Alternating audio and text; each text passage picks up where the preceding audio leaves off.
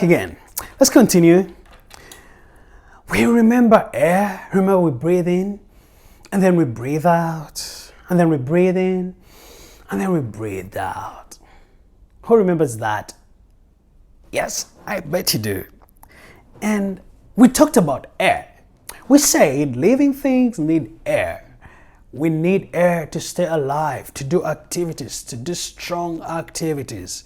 Remember the first time you went and fell into the swimming pool and you did not have air and you didn't know what to do? Now, why? You got stuck. Some of you are like, I'm dying. Now, we need air. Let's think about air today. Air. Can we feel air? I would say yes. If it's wind or if it's blown, just lift up your hand and blow some air on it. Can you feel it? Yes, we can feel air. We can see the effects of air. 2, what about, can you hear air? I don't think you can hear air. I don't think air doesn't have sound. You cannot hear air. But you can feel it. 2, what about wind? What is wind? Everybody has seen wind. We've seen the effects of wind. Wind is moving air.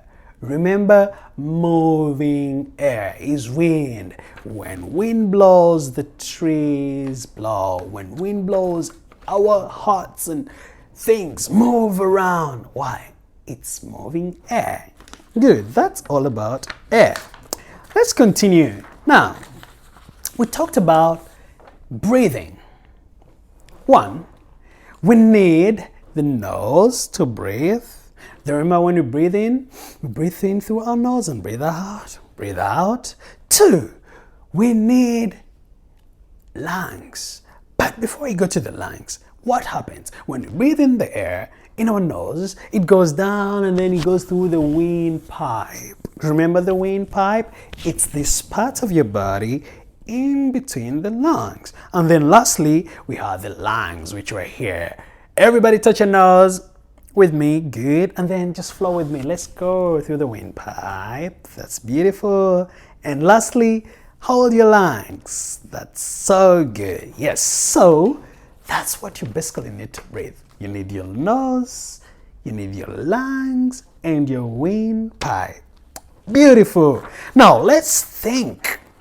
When you exercise, let's say you wake up and you want to run, or you go to the gym, you get on a treadmill, or you go to the park and you want to run the whole park in only 30 minutes. Remember, when you did that, did you use less air or more air? Thing is, you use more air. Why? Because your body needs it. It's making a lot of energy for your body to do all these other activities. That's why after running and exercising, you're always breathing faster, taking in more air. So when we exercise, we use more air. Yes, we do. Now, lastly, about air.